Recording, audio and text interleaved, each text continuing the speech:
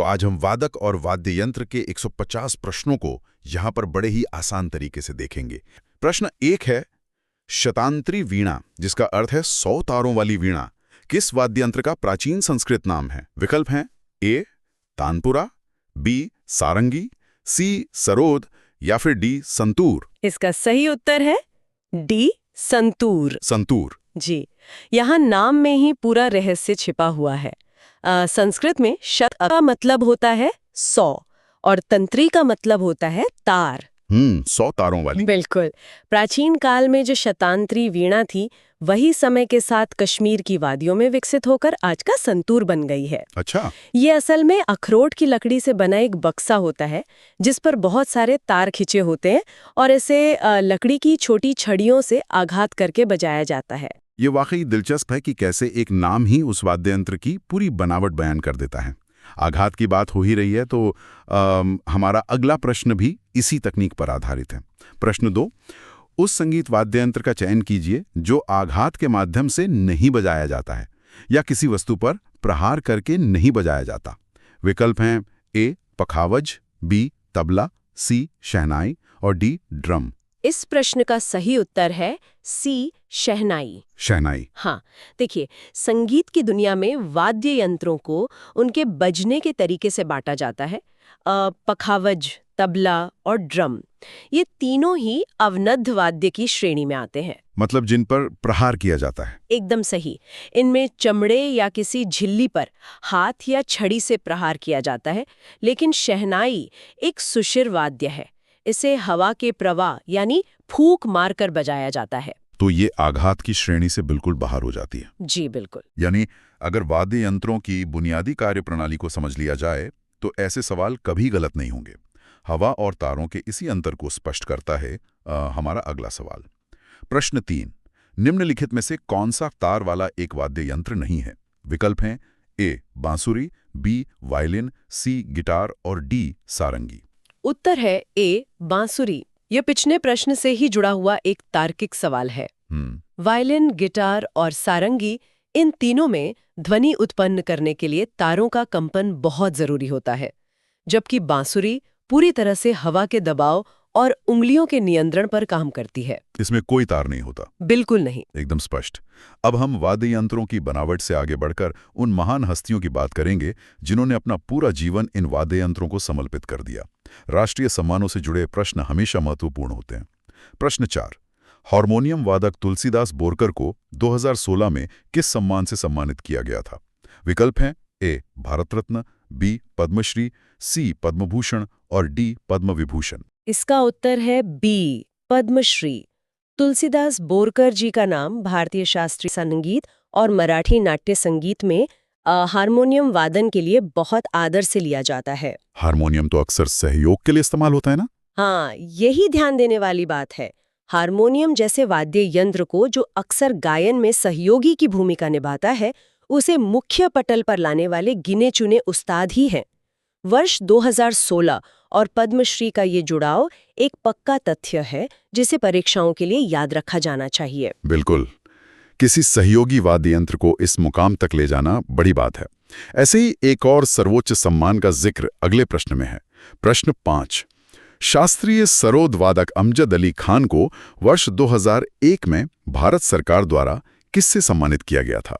विकल्प हैं ए भारत रत्न, बी पद्म विभूषण, सी पद्मभूषण या डी पद्मश्री। सही उत्तर है बी पद्म विभूषण। उस्ताद अमजद अली खान और सरोद, ये दोनों नाम एक दूसरे के पर्याय बन चुके हैं। जब हम 2001 और कला के क्षेत्र की बात करते हैं तो पद्म विभूषण की सूची में उनका नाम सबसे प्रमुखता से उभरता है।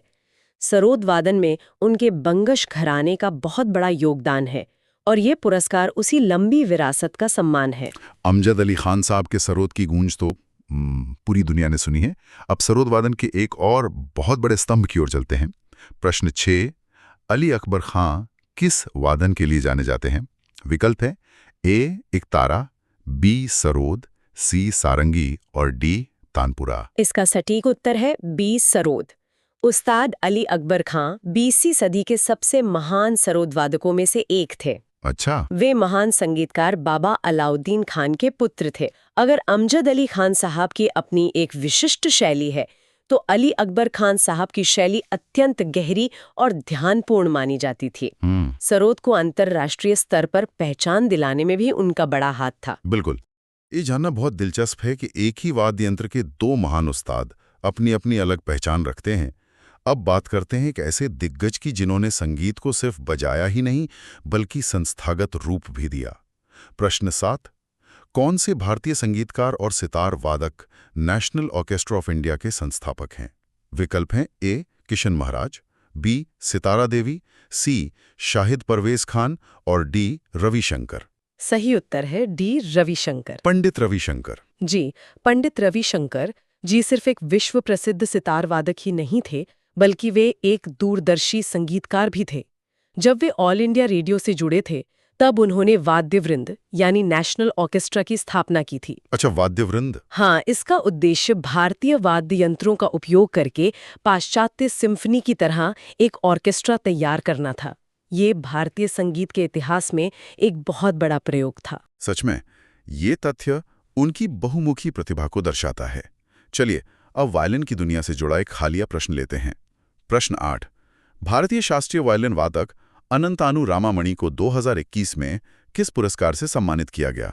विकल्प हैं ए पद्म भूषण, बी पद्मश्री, सी संगीत नाटक अकादमी और डी पद्म विभूषण। इसका उत्तर है बी पद्मश्री। जब हम वायलिन की बात करते हैं तो अक्सर हमारा ध्यान पाश्चात्य संगीत की ओर जाता है, लेकिन कर्नाटक शास्त्रीय संगीत में वायलिन एक बेहद महत्वपूर्ण वाद्य यंत्र है। दक्षिण भारतीय संगीत में? हाँ, अनंतानु रामामणि जी का योगदान उसी दक्षिण भारतीय शास्त्रीय संगीत में अतुलनीय है, और 2021 का ये पद्मश्री हाल की परीक्षाओं के लिए एक बहुत ही जरूरी तथ्य बन जाता है। कर्नाटक संगीत में वायलिन का ये रंग वाकई अनूठा है। अब एक ऐसे वाद्य यंत्र की बात करते हैं जिसका नाम शायद बहुत से लोगों ने ना सुना हो। प्रश्न 9, अन्नपूर्णा देवी निम्नलिखित में से किस संगीत वाद्य यंत्र से संबंधित हैं? विकल्प हैं ए सुरबहार, बी कत्थक, सी एकतारा और डी संतूर। उत्तर है ए सुरबहार। सुरबहार। ये सितार जैसा ही होता है ना? हाँ, सुरबहार को आप सरल भाषा में सितार का बास संस्करण कह सकते हैं। ये सितार से आकार में बड़ा होता है और इसके तार मोटे होते हैं और इसकी ध्वनि बहुत गहरी और गंभीर होती है। अन्नपूर्णा देवी उस्ताद अली अकबर खां की बहन और पंडित रविशंकर की पहली पत्नी थीं। उन्होंने सार्वजनिक रूप से बहुत कम प्रस्तुतियां दी, लेकिन सुरबहार वादन में उन्हें जो महारत हासिल थी वो आज भी एक किंवदंती है। यह एक बहुत ही खास जानकारी है। सुरबहार की गंभीरता और अन्नपूर्णा देवी का एकांत प्रिय जीवन, दोनों में एक अजीब सी समानता लगती है। आगे बढ़ते हैं।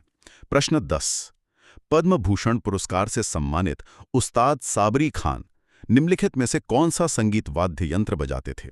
विकल्प हैं ए संतूर, बी सरोद, सी सारंगी और डी तबला। सही उत्तर है सी सारंगी। भारतीय वाद्य यंत्रों में सारंगी को इंसानी आवाज के सबसे करीब माना जाता है। इंसानी आवाज के करीब? जी, और इसे बजाना तकनीकी रूप से बहुत ही कठिन होता है। उस्ताद साबरी खां साहब ने सारंगी को एक नई ऊंचाई दी। जब भी सारंगी और पद्म भूषण का नाम एक साथ आए तो उम्मीद परीक्षार्थियों के दिमाग में उस्ताद साबरी खां का नाम तुरंत क्लिक करना चाहिए। ये सारंगी की कितनी सुंदर परिभाषा है। अब हम अपनी सूची के अगले भाग की ओर चलते हैं।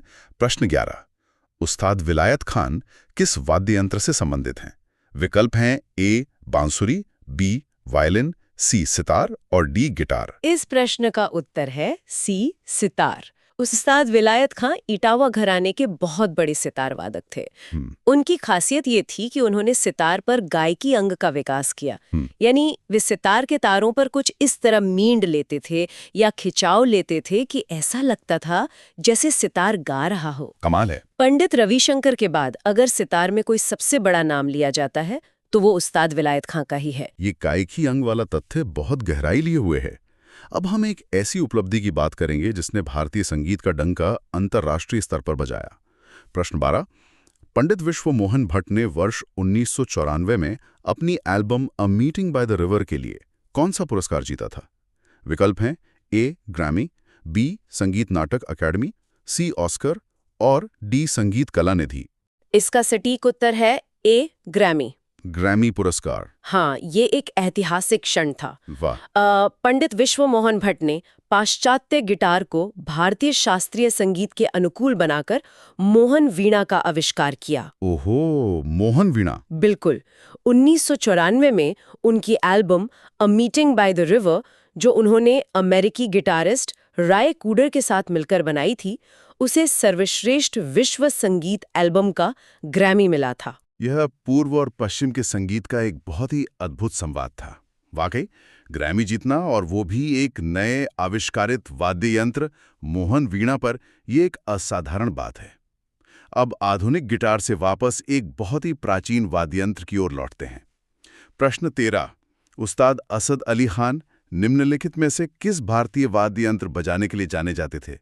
विकल्प हैं ए वायलिन, बी तबला, सी सितार और डी रुद्रवीणा। सही उत्तर है डी, रुद्रवीणा। रुद्रवीणा भारतीय शास्त्रीय संगीत के सबसे प्राचीन और पवित्र वाद्य यंत्रों में से एक है। रुद्रवीणा। जी। इसमें 2 बड़े कद्दू या तूंबे लगे होते हैं और एक लंबा बांस का डंडा होता है। यह शिव यानी रुद्र से जुड़ा हुआ माना जाता है। इसे बजाने वाले अब दुनिया में गिने चुने ही बचे हैं और उस्ताद असद अली खान उसी दुर्लभ परंपरा के एक महान संवाहक थे। रुद्रवीणा का नाम सुनते ही एक प्राचीन और गंभीर ध्वनि का एहसास होता है। चलिए सारंगी की दुनिया में एक बार फिर प्रवेश करते हैं। प्रश्न 14। प्रसिद्ध वादक पंडित राम नारायण निम्नलिखित में से किस वाद्य यंत्र को बजाने के लिए जाने जाते हैं? विकल्प हैं ए सरोद, बी सारंगी, सी घटम और डी वीणा। उत्तर है बी, सारंगी। हमने पहले साबरी खान साहब की बात की थी, लेकिन जब हम पंडित राम नारायण जी की बात करते हैं तो उनका सबसे बड़ा योगदान ये है कि उन्होंने सारंगी को गायकों के साथी या सहयोगी वाद्य यंत्र के दर्जे से उठाकर एक एकल वाद्य यंत्र के रूप में स्थापित किया।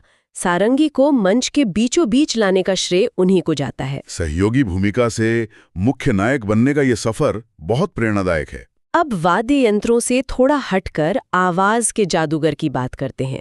प्रश्न 15। जगजीत सिंह गायन की किस विधा से संबंधित है? विकल्प है ए टप्पा, बी ठुमरी, सी दुपहरी और डी गजल। इस प्रश्न का उत्तर है डी गजल। जगजीत सिंह जी को गजल सम्राट कहा जाता है। बिल्कुल। उन्होंने गजल को, जो कि पहले केवल उर्दू जानने वाले खास श्रोताओं तक सीमित थी, उसे आम जनमानस तक पहुंचाया। उनके गायन की सादगी और शब्दों के ठहराव ने गजल विधा को एक व्यापक पहचान दी। जगजीत सिंह का नाम और गजल, ये तो जैसे एक दूसरे के लिए ही बने। सितार की दुनिया में एक और नाम देखते हैं। प्रश्न 16। हरिशंकर भट्टाचार्य किसके उस्ताद हैं? विकल्प हैं ए सारंगी, बी संतूर, सी सितार और डी वायलिन। उत्तर है सी, सितार। हरिशंकर भट्टाचार्य जी भारतीय शास्त्रीय संगीत में सितार के एक बेहद सम्मानित उस्ताद रहे हैं। परीक्षाओं में अक्सर पंडित रविशंकर या विलायत खान के अलावा कुछ ऐसे नाम भी पूछे जाते हैं जो अपनी परंपरा को चुपचाप लेकिन मजबूती से आगे बढ़ा रहे होते हैं। हरिशंकर भट्टाचार्य उसी विशिष्ट सूची का हिस्सा हैं। बिल्कुल, हर उस्ताद की अपनी एक जगह है। अब हम गायन और वादन की एक बहुत ही पुरानी और जटिल शैली की गहराई में उतरेंगे। प्रश्न 17। उस्ताद असद अली खां ध्रुपद के निम्नलिखित में से किस शैली के वादक के रूप में जाने जाते हैं? विकल्प हैं ए डागर, बी नोहार, सी खंडारबानी और डी गोडी। यह प्रश्न थोड़ा तकनीकी है। इसका सही उत्तर है सी, खंडारबानी। खंडारबानी। हाँ, हमने अभी कुछ देर पहले चर्चा की थी कि असद अली खान साहब रुद्र वीणा बजाते थे। रुद्र वीणा पर ध्रुपद शैली बजाई जाती है। ध्रुपद की 4 मुख्य शैलियां होती हैं: गोबरहार, डागर, नोहार और खंडार।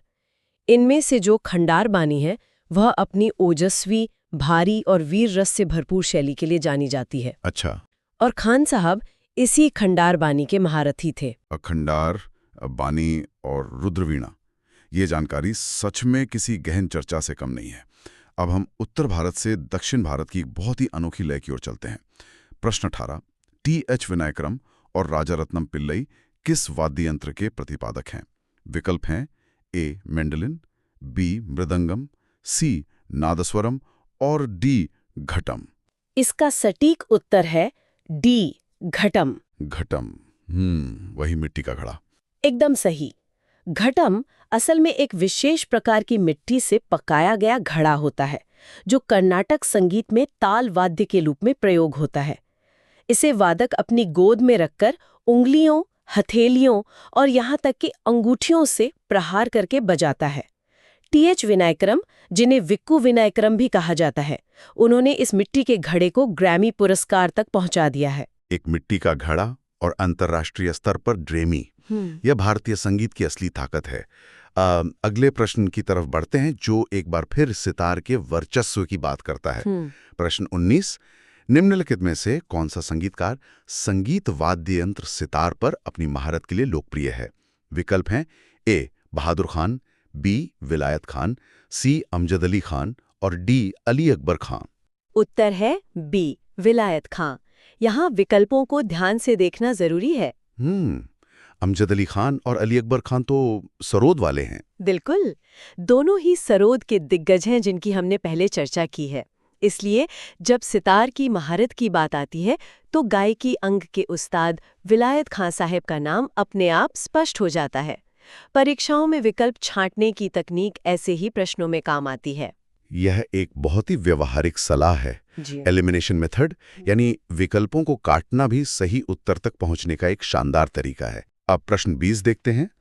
पंडित राम नारायण का संबंध किस वाद्ययंत्र से है? विकल्प हैं ए. सरोद, बी. सारंगी, सी. वायोलिन और डी. संतूर। उत्तर है बी. सारंगी। ये तथ्य हमारी सूची में दोबारा आया है। हाँ, और ये इस बात का संकेत है कि विभिन्न परीक्षाओं में इस तथ्य को कितना दोहराया जाता है। सारंगी को एकल पहचान दिलाने वाले पंडित राम नारायण जी का नाम इस वाद्य यंत्र के साथ पत्थर की लकीर बन चुका है। तथ्यों का ये दोहराव वास्तव में स्मरण शक्ति को मजबूत करता है। अब एक ऐसे प्रश्न की बारी है जिसमें एक नहीं बल्कि 3 दिग्गजों के नाम एक साथ हैं। प्रश्न 21, शाहिद परवेज खान, बुद्धादित्य मुखर्जी और अनुष्का शंकर निम्नलिखित में से किस वाद्य यंत्र से जुड़े हैं? विकल्प हैं ए. सरोद, बी. सितार, सी. वीणा और डी. संतूर। सही उत्तर है बी. सितार। यहाँ तो अलग अलग घरानों के नाम हैं। जी, यहाँ परीक्षा बनाने वाले ने अलग अलग घरानों और अलग अलग पीढ़ियों को एक साथ मिला दिया है। उस्ताद शाहिद परवेज खान इटावा घराने से हैं। बुद्धादित्य मुखर्जी इमदाद खानी घराने की एक अलग धारा का प्रतिनिधित्व करते हैं और अनुष्का शंकर अपने पिता पंडित रविशंकर की मयर घराने की विरासत को आगे बढ़ा रही हैं। इन सभी का वाद्य यंत्र एक ही है, सितार। समूह में नाम पूछना आजकल की परीक्षाओं का एक नया चलन है। ये सच में एक बहुत अच्छी रणनीति है। अलग अलग पीढ़ियां लेकिन वाद्य यंत्र एक। अब हम अपने आज के सत्र के अंतिम पड़ाव यानी प्रश्न 22 से 26 की ओर बढ़ रहे हैं। प्रश्न 22, निम्नलिखित में से कौन सुरबहार वाद्य यंत्र से संबंधित है? विकल्प हैं ए. अन्नपूर्णा देवी, बी. भजन सुपोरी, सी. शिव कुमार शर्मा और डी. शरण रानी। इसका उत्तर है ए. अन्नपूर्णा देवी। जैसा कि हमने पहले देखा, सुरबहार यानी बास सितार। हाँ, विकल्पों में शिव कुमार शर्मा और भजन सुपुरी दोनों का नाम है, जो कि संतूर के महान वादक हैं, और शरण रानी जी सरोद बजाते थीं। इसलिए विकल्पों को देखते हुए सुरबहार के लिए अन्नपूर्णा देवी का नाम एकदम साफ उभर कर आता है। सुरबहार और अन्नपूर्णा देवी का ये जोड़ा अब तक तो अच्छी तरह याद हो जाना चाहिए। अब सरोद के उस गुरु की बात करते हैं जिन्होंने कई उस्ताद पैदा किए। प्रश्न 23, उस संगीतकार को पहचानिए जो वाद्य यंत्र सरोद से जुड़ा है। विकल्प हैं ए. अलाउद्दीन खान, बी. हरिप्रसाद चौरसिया, सी. अन्नपूर्णा देवी और डी. विलायत खान। सही उत्तर है ए. अलाउद्दीन खान। बाबा अलाउद्दीन खान मेहर घराने के संस्थापक थे। वे खुद सरोद बजाते थे, लेकिन वो एक ऐसे गुरु थे जिन्होंने हर वाद्य यंत्र के महारथी दिए। जैसे पंडित रविशंकर। बिल्कुल, चाहे वो उनके दामाद पंडित रविशंकर हों सितार पर, बेटे अली अकबर खां हों सरोद पर या बेटी अन्नपूर्णा देवी हों सुरबहार पर। उनका नाम सरोद वादन के इतिहास में एक आधारशिला की तरह है। मतलब वे सिर्फ एक वादक नहीं बल्कि पूरी एक संगीत संस्था थे। अब तबले की थाप की ओर चलते हैं। प्रश्न 24, निम्नलिखित में से किस वाद्य यंत्र को बजाने की कला को उस्ताद अल्लाह रखा कुरैशी ने लोकप्रिय बनाया? विकल्प हैं ए. बांसुरी, बी. तबला, सी. संतूर और डी. शहनाई। उत्तर है बी. तबला। उस्ताद अल्लाह रखा कुरैशी, जिन्हें दुनिया अल्लाह रखा के नाम से जानती है। वे पंजाब घराने के महान तबलावादक थे। वे उस्ताद जाकिर हुसैन के पिता हैं। पंडित रविशंकर के साथ मिलकर उन्होंने पश्चिमी दुनिया में भारतीय तबले की लय और ताल का ऐसा जादू जगाया कि तबला दुनिया भर में मशहूर हो गया। तबले का वो अंतर्राष्ट्रीय सफर इन्हीं की उंगलियों से शुरू हुआ था। अब उस शख्सियत का नाम, जिन्होंने उस सफर में उनका साथ दिया था। प्रश्न 25, भारत में सितार के उस्ताद के रूप में किसे जाना जाता है? विकल्प हैं ए महर्षि पतंजलि, बी शिवानी देवी, सी पंडित रविशंकर और डी उस्ताद बिस्मिल्लाह खां। सही उत्तर है सी, पंडित रविशंकर। इनके बारे में तो हमने काफी बात की है। हाँ, शायद ही भारतीय संगीत का कोई दूसरा नाम पूरी दुनिया में इतना पहचाना जाता हो। बीटल्स के जॉर्ज हैरिसन के साथ उनका जुड़ाव हो या दुनिया भर के बड़े संगीत समारोहों में उनका सितार वादन, उन्होंने सितार को भारतीय संस्कृति का वैश्विक प्रतीक बना दिया। पंडित रविशंकर और सितार, ये तो जैसे एक सार्वभौमिक सत्य है। और अब आज के सत्र का 26वां और अंतिम प्रश्न, प्रश्न 26। हरिप्रसाद चौरसिया का नाम निम्नलिखित में से किस वाद्य यंत्र से संबंधित है? विकल्प हैं ए तबला, बी बांसुरी, सी ड्रम और डी वीणा। इस अंतिम प्रश्न का उत्तर है बी बांसुरी। बांसुरी। उन्होंने साधारण सी बांस की नली में अपनी फूंक से ऐसी जान डाली है कि वो भारतीय शास्त्रीय संगीत के सबसे ऊंचे मंचों पर विराजमान हो गई। एक साधारण से बांस को इतना जादुई बना देना ही सच्चे उस्ताद की पहचान है। तो शुरुआत करते हैं प्रश्न 27 से। जी, पढ़िए। प्रश्न है, वाद्य यंत्रों से संबंधित जानकारी उपलब्ध कराने वाले नाट्य शास्त्र को किसने संकलित किया? विकल्प क्या हैं? विकल्प हैं ए अमीर खुसरो, बी तानसेन, सी कालिदास और डी भरत मुनि। इसका सही उत्तर है डी भरत मुनि। बिल्कुल सही। चलिए आगे बढ़ते हैं। प्रश्न 28। जी। बांसुरी वाद्य यंत्र किस प्रकार के वाद्य यंत्रों की श्रेणी में आते हैं? विकल्प सुनिए। ए शुशीर वाद्य, बी अवनद्ध वाद्य, सी घन वाद्य, डी तंत्र वाद्य। इसका उत्तर होगा ए शुशीर वाद्य। शुशीर वाद्य सही। और यहाँ जो बात आकर्षक है वो है कि वाद्य यंत्रों को उनकी प्रकृति के अनुसार कितनी स्पष्ट श्रेणियों में बांटा गया है। बिल्कुल, एकदम स्पष्ट वर्गीकरण है। अब आते हैं प्रश्न 29 पर। प्रश्न है, पंडित राम नारायण एक हिंदुस्तानी शास्त्रीय संगीतकार हैं जो फिर रिक्त स्थान है बजाते हैं। जी, विकल्प बताइए। ए सारंगी, बी तबला, सी बांसुरी या डी हारमोनियम। सही उत्तर है ए सारंगी। ए सारंगी, एकदम सही। अब है प्रश्न 30। जी। श्री बिस्मिल्लाह खां संगीत वाद्य यंत्र रिक्त स्थान के प्रसिद्ध वादक थे। हाँ। इसके विकल्प हैं ए ढोल, बी वीणा, सी तबला और डी शहनाई। इसका सही उत्तर डी शहनाई है। डी शहनाई सही जवाब। अब देखते हैं प्रश्न 31 क्या कहता है। बिल्कुल। जाकिर हुसैन का संबंध किस वाद्य यंत्र से है? विकल्प हैं ए गिटार, बी वायलिन, सी शहनाई, डी तबला। इसका उत्तर है डी तबला। जी। आगे है प्रश्न 32। ई.एस. सुब्रमण्यम संगीत वाद्यंत्र फिर रिक्त स्थान में जुड़ी एक प्रसिद्ध हस्ती थे। विकल्प ए मेंडोलिन, बी गिटार, सी घटम, डी पखावज। सही उत्तर सी घटम है। सी घटम, एकदम सटीक। अब बारी है प्रश्न 33 की। जी, बढ़िए। पंडित भवानी शंकर एक रिक्त स्थान वादक हैं। विकल्प हैं ए पखावज, बी तानपुरा, सी ढोलक, डी सितार। इसका उत्तर ए पखावज है। सही। प्रश्न 34। हाँ। निम्नलिखित में से कौन प्रसिद्ध वायलिन वादक है? जी। विकल्प सुनिए। A Sajjad Hussain, B Anushka Shankar, C Krishna R Chaudhary, D L Subramaniam bracket में कनाई आर सुब्रमण्यम। पर आते हैं तोताराम शर्मा रिक्त स्थान वाद्य यंत्र से जुड़े हैं। विकल्प बताइए। ए बांसुरी, बी घटम, सी मृदंगम, डी पखावज। उत्तर है डी पखावज। यहाँ बात बहुत दिलचस्प हो जाती है। अच्छा। जी। प्रश्न 36 सुनिए। ग्रैमी अवार्ड विजेता विश्व मोहन भट्ट किस वाद्य यंत्र के वादक हैं? विकल्प हैं ए तानपुरा, बी सारंगी, सी सरोद, डी मोहन वीणा और ब्रैकेट में लिखा है गिटार का संशोधित रूप। हाँ, सही उत्तर डी मोहन वीणा है, जो हमारे स्रोत के अनुसार गिटार का ही एक संशोधित रूप है। बिल्कुल स्पष्ट जानकारी। चलिए प्रश्न 37 देखते हैं। जी। पंडित आनंद गोपाल बंदोपाध्याय बनारस घराने के रिक्त स्थान वादक थे। विकल्प हैं ए सारंगी, बी सरोद, सी सितार, डी तबला। इसका उत्तर है डी तबला। सही जवाब। प्रश्न 38 निम्नलिखित में से किसे शहनाई वादक के रूप में जाना जाता है? हाँ। A T R. Krishnan, B B T. Brinda, C T M. Krishna, D Ustad Bismillah Khan bracket में या अहमद हुसैन खान। सही उत्तर डी उस्ताद बिस्मिल्लाह खान है। एकदम सही। अब प्रश्न 39 की तरफ चलते हैं। जी।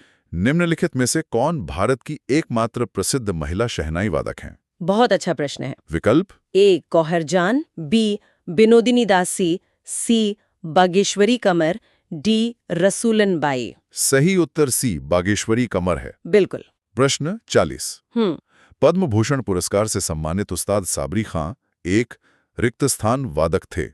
विकल्प हैं ए सारंगी, बी बांसुरी, सी संतूर, डी सरोद। उत्तर है ए सारंगी। ए सारंगी सही।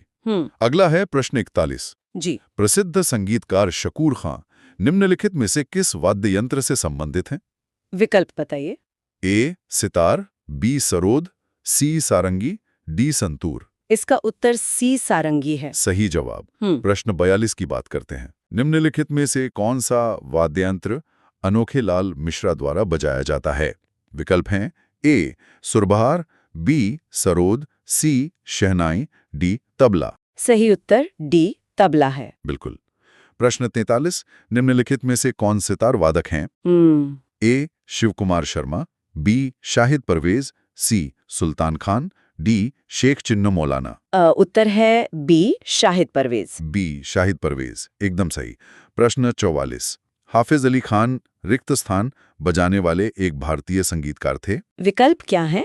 ए सारंगी, बी बांसुरी, सी सरोद, डी संतूर। सही उत्तर सी सरोद है। बिल्कुल। अब आते हैं प्रश्न 45 पर। जी। पद्म भूषण पुरस्कार विजेता विक्कू विनायक राम एक रिक्त स्थान वादक हैं। विकल्प सुनिए। ए पखावज, बी ढोलकी, सी तबला, डी घटम। इसका उत्तर डी घटम है। यह एक महत्वपूर्ण सवाल खड़ा करता है। जी। आप अगला प्रश्न पढ़िए, वो इसी से जुड़ा है। बिल्कुल। प्रश्न 46 घटम एक है। विकल्प तन होता है। जी बिल्कुल सही कहा आपने। अब बढ़ते हैं प्रश्न 47 की ओर। निम्नलिखित में से किस वाद्य यंत्र को मंगल वाद्य के नाम से भी जाना जाता है? विकल्प बताइए। ए शहनाई, बी तबला, सी संतूर, डी डमरू। इसका उत्तर ए शहनाई है। ए शहनाई एकदम सही। प्रश्न 48 जी। भारत के एक प्रसिद्ध संगीतकार एस बालचंद्र को किस वाद्य यंत्र के लिए जाना जाता है? हाँ। विकल्प हैं ए सितार, बी वीणा, सी तबला, डी घटम। उत्तर बी वीणा है। बिल्कुल सही।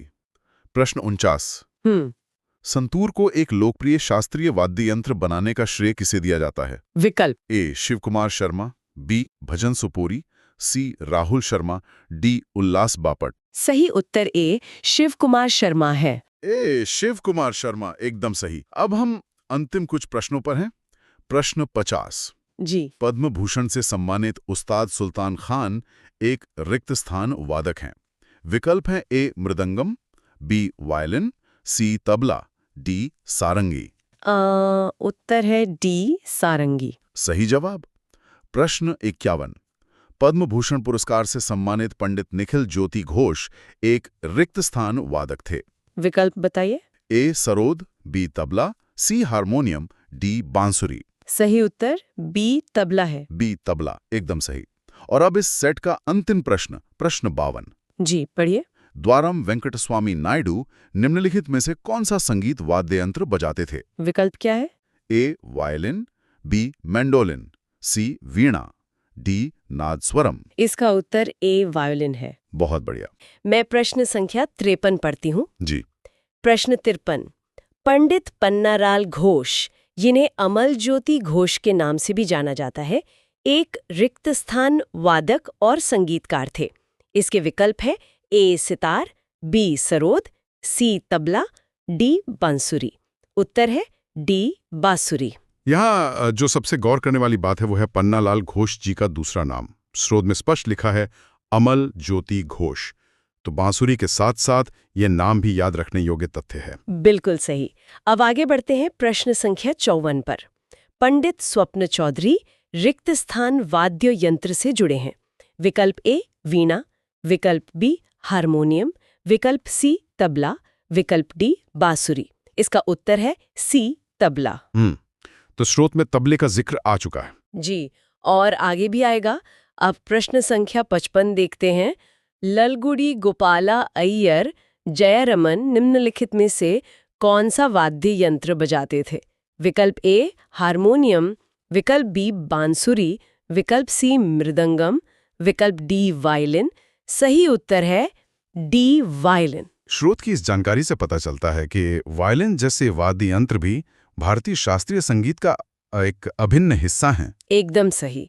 अब दक्षिण भारत के एक और प्रश्न पर आते हैं। प्रश्न संख्या 56। निम्नलिखित में से कौन सा कर्नाटक वाद्य यंत्र राजना स्वामी नायथन द्वारा बजाया जाता है? विकल्प ए वायलिन, विकल्प बी बांसुरी, विकल्प सी वीणा, विकल्प डी मृदंगम। उत्तर है डी मृदंगम। यहाँ स्रोत के शब्दों पर ध्यान दे तो प्रश्न में ही लिखा है कर्नाटक वाद्य यंत्र। इससे बिल्कुल स्पष्ट हो जाता है कि मृदंगम एक कर्नाटक मतलब दक्षिण भारतीय वाद्य यंत्र है। तो वाद्य यंत्रों और उनके क्षेत्र का ये जो जुड़ाव है ना, यही हमें चर्चा के दूसरे भाग में ले जाता है। चलिए देखते हैं प्रश्न संख्या 57। प्रश्न 57 है, निम्नलिखित में से कौन सा युग्म गलत है? विकल्प ए कुमार गंधर्व सितार, विकल्प बी जिया मोहिउद्दीन डागर रुद्रवीणा, विकल्प सी कादरी गोपालनाथ सैक्सोफोन, विकल्प डी बॉम्बे जयश्री वोकलिस्ट। इसका सही उत्तर है विकल्प ए कुमार गंधर्व सितार। और ये युग्म इसलिए गलत है क्योंकि स्रोत में स्पष्ट दिया गया है कि कुमार गंधर्व एक गायक थे, सितार वादक नहीं। बिल्कुल। अब हम कुछ क्षेत्रीय वाद्य यंत्रों को देखते हैं। प्रश्न संख्या 58। पेना नामक पारंपरिक वाद्य यंत्र निम्नलिखित में से किस राज्य से संबंधित है? विकल्प ए सिक्किम, विकल्प बी मणिपुर, विकल्प सी गोवा, विकल्प डी केरल। उत्तर है बी मणिपुर। पेना और मणिपुर का ये जुड़ाव सच में बहुत दिलचस्प है ना? और अगला प्रश्न तो और भी रोचक है। प्रश्न संख्या 59। चिकारा मध्य प्रदेश राज्य में लोकप्रिय एक रिक्त स्थान संगीत वाद्य यंत्र है। विकल्प ए तारीय या स्ट्रिंग्ड, विकल्प बी सुशिर या विंड, विकल्प सी अवनद्ध या मेम्ब्रेन, विकल्प डी घन या परकशन। इसका सही उत्तर है विकल्प ए तारीय। तो यहाँ स्रोत ने चिकारा को मध्य प्रदेश से भी जोड़ दिया और ये भी बता दिया कि ये एक तारीय मतलब तारों वाला वाद्य यंत्र है। जी, और वाद्य यंत्रों का ये जो वर्गीकरण है ये अगले प्रश्न में भी दिखता है। प्रश्न संख्या 60। राजस्थान राज्य का संगीत वाद्य यंत्र करताल को अंग्रेजी में क्या कहा जाता है? विकल्प ए कॉर्डोफोन, विकल्प बी मेम्ब्रेनोफोन, विकल्प सी इडियोफोन, विकल्प डी इलेक्ट्रोफोन। सही उत्तर है सी इडियोफोन। तो अगर हम स्रोत में दी गई इन जानकारियों को एक साथ रखकर देखें तो क्षेत्रीय वाद्य यंत्रों की विविधता बहुत साफ नजर आती है। मणिपुर का पैना, मध्य प्रदेश का चिकारा जो एक तारीय वाद्य यंत्र है, और राजस्थान का करताल जिसे इडियोफोन कहा गया है। वाद्य यंत्र और एक खास समुदाय की बात होगी। प्रश्न संख्या 61। निम्नलिखित में से कौन सुरबहार वाद्य यंत्र में महारत हासिल करने वाला एक उत्कृष्ट वादक है? विकल्प ए उस्ताद इमरात खान, विकल्प बी अलाउद्दीन खान, विकल्प सी अली अकबर खान, विकल्प डी अब्दुल करीम खान। उत्तर है विकल्प ए उस्ताद इमरात खान। सुरबहार वाद्य यंत्र और उस्ताद इमरात खान, स्रोत का ये तथ्य हमें आगे भी काम आएगा। बिल्कुल याद रखेंगे इसे। अब प्रश्न संख्या 62 पर आते हैं। अली अकबर खान के शिष्य राजीव तारानाथ एक रिक्त स्थान वादक हैं। विकल्प ए तबला, विकल्प बी बांसुरी, विकल्प सी सरोद, विकल्प डी संतूर। उत्तर है सी सरोद। यहाँ स्रोत ने सीधे तौर पर गुरु शिष्य परंपरा का उदाहरण दिया है। अली अकबर खान गुरु हैं और उनके शिष्य राजीव तारानाथ सरोद बजाते हैं। और अब पुरस्कार से जुड़ा एक प्रश्न, प्रश्न संख्या 63। मद्रास संगीत अकादमी की संगीत कलानिधि पुरस्कार विजेता मोहनन चंद्रशेखरन कर्नाटक शास्त्रीय संगीत के रिक्त स्थान वादक हैं। विकल्प ए बांसुरी, विकल्प बी वायलिन, विकल्प सी मृदंगम, विकल्प डी घटम। उत्तर है बी वायलिन। ये भी कर्नाटक संगीत से जुड़ा एक अहम तथ्य है। जी, अब एक बहुत ही खास वाद्य यंत्र के बारे में प्रश्न संख्या 64 है। कामाइचा एक मुड़ी हुई बांसुरी जैसा वाद्य यंत्र है जो किनके द्वारा बजाया जाता है। विकल्प ए पश्चिम राजस्थान के मंगनियार, विकल्प बी पश्चिम गोवा, विकल्प सी पश्चिम बिहार, विकल्प डी पश्चिम केरल। सही उत्तर है विकल्प ए पश्चिम राजस्थान के मंगनियार। इस एक प्रश्न में स्रोत ने बहुत कुछ बता दिया है। वाद्य यंत्र कमाइचा है, इसकी बनावट मुड़ी हुई बांसुरी जैसी है और इसे राजस्थान के मंगनियार समुदाय द्वारा बजाया जाता है। तबले के उस्तादों की बात करेंगे। प्रश्न संख्या 65। उस्ताद अल्लाह रखा खान और जाकिर हुसैन किस वाद्य यंत्र के लिए प्रसिद्ध हैं? विकल्प ए तबला, विकल्प बी सरोद, विकल्प सी सितार, विकल्प डी संतूर। उत्तर है ए तबला। इन दोनों दिग्गजों का नाम तबले के साथ जुड़ा है। स्रोत में आगे हम इनके रिश्ते पर भी गौर करेंगे। बिल्कुल। चलिए प्रश्न संख्या 66 देखते हैं। टी.आर. महालिंगम निम्नलिखित में से किस वाद्य यंत्र को बजाने के लिए प्रसिद्ध थे? विकल्प ए बांसुरी, विकल्प बी तबला, विकल्प सी वीणा, विकल्प डी सरोद।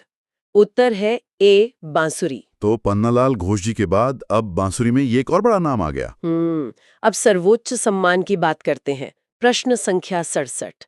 पंडित रविशंकर को 1999 में किस पुरस्कार से सम्मानित किया गया था? विकल्प ए पद्म भूषण, विकल्प बी पद्म विभूषण, विकल्प सी भारत रत्न, विकल्प डी संगीत नाटक अकादमी।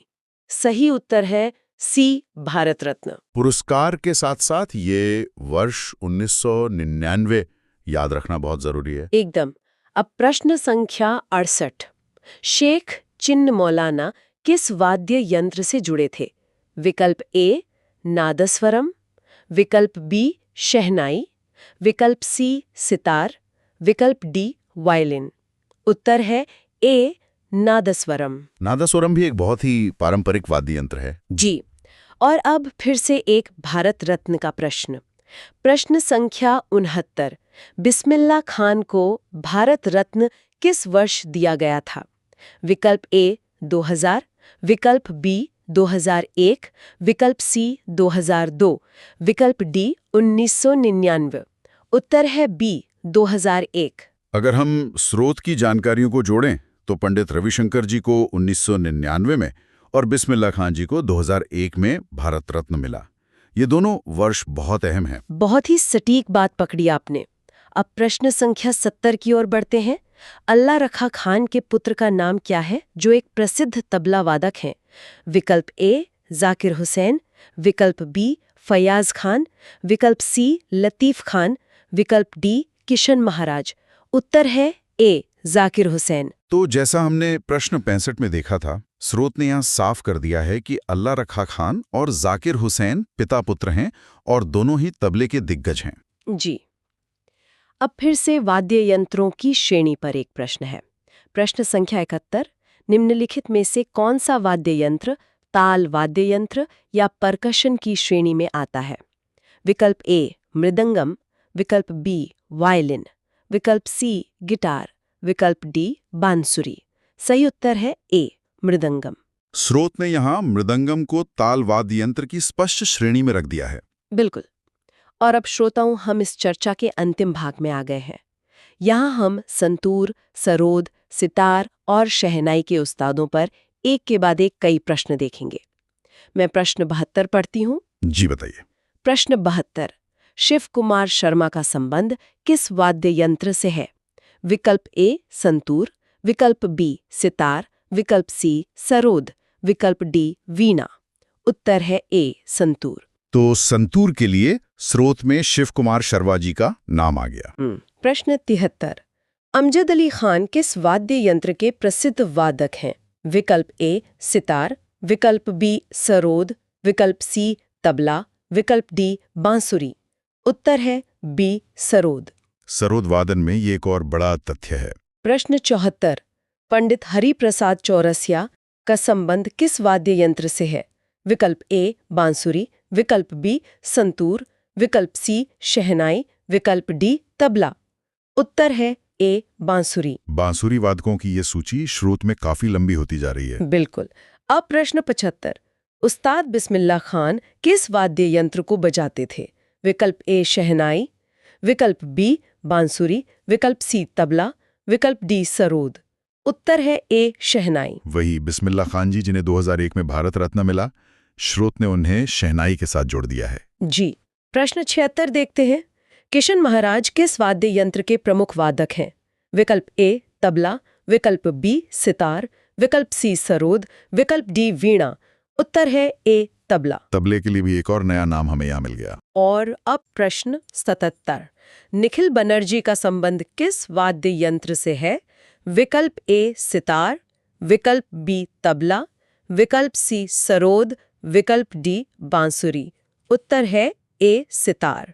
सितार के साथ ये तथ्य भी बहुत महत्वपूर्ण है। और श्रोताओं, अब हमारे स्रोत का आखिरी सवाल। प्रश्न संख्या 78। अन्नपूर्णा देवी किस वाद्य यंत्र की प्रसिद्ध वादिका थीं? विकल्प ए सुरबहार, विकल्प बी सितार, विकल्प सी वीणा, विकल्प डी बांसुरी। इसका सही उत्तर है विकल्प ए सुरबहार। प्रश्न 79। उस्ताद अहमद जान थिरकवा किस वाद्य यंत्र से संबंधित है? ए तबला, बी सरोद, सी सितार या डी शहनाई। इस प्रश्न का स्पष्ट उत्तर है ए तबला। ये इस सूची की एक बहुत ही प्रतीकात्मक शुरुआत है। मतलब किसी भी संगीत या धुन का सबसे पहला आधार उसकी लय और ताल होती है। हाँ, बिना ताल के तो संगीत अधूरा है। बिल्कुल।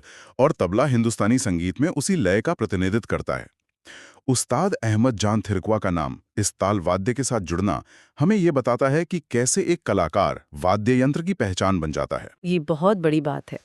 ताल के इसी आधार को अगर हम भौगोलिक रूप से देखें तो अगला प्रश्न हमें एक अलग दिशा में ले जाता है। प्रश्न 80। पालघाट मणि अय्यर किस वाद्य यंत्र के लिए प्रसिद्ध है? ए मृदंगम, बी तबला, सी घटम या डी वीणा। या सही विकल्प है ए मृदंगम। अब देखिए, पिछले प्रश्न में हमने तबले की बात की थी और अब हम मृदंगम पर आ गए हैं। हाँ, एक तरह से उत्तर से दक्षिण की तरफ। बिल्कुल सही। ये वाद्य यंत्रों की विविधता को दर्शाता है।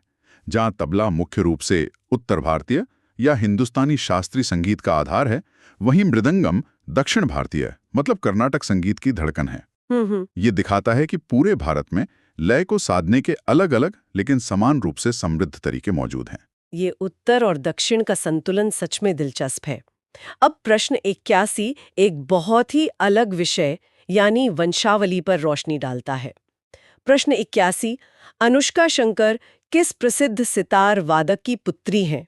ए पंडित रविशंकर, बी विलायत खान, सी निखिल बनर्जी या डी साबरी खान। इस प्रश्न का उत्तर है ए पंडित रविशंकर।